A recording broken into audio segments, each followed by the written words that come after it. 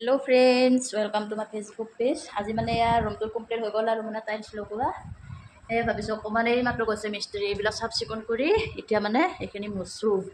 এবাৰ মুচি লওঁ, নহ'লে বহুত লেতেৰা হৈ থাকে যে। আৰু এইফালে মোৰ ৰুমটো মুচি হৈ গ'ল। আপোনালোকৰ টাইলছৰ কালাৰটো কেনেকুৱা লাগিছে প্লিজ কমেণ্ট কৰি জনাবচোন। এইফালে ৰুম চুম মুচি গোটেই ক্লিয়াৰ কৰিলোঁ, মই গা পা ধুই আহিলোঁ।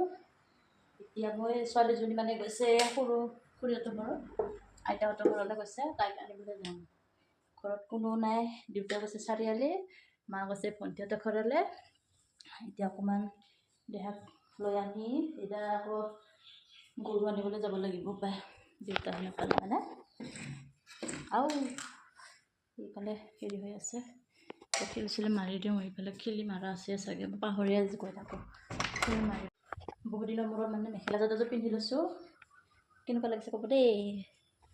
এই তলাটোৱে আনিবলৈ পাহৰি গৈ থাকোঁ। মই তলাটোকে আনিব গৈছোঁ, তলাটোকে পাহৰি গৈছোঁ আনিবলৈ। মই মাথাটো অকণমান গৰমে নেকি।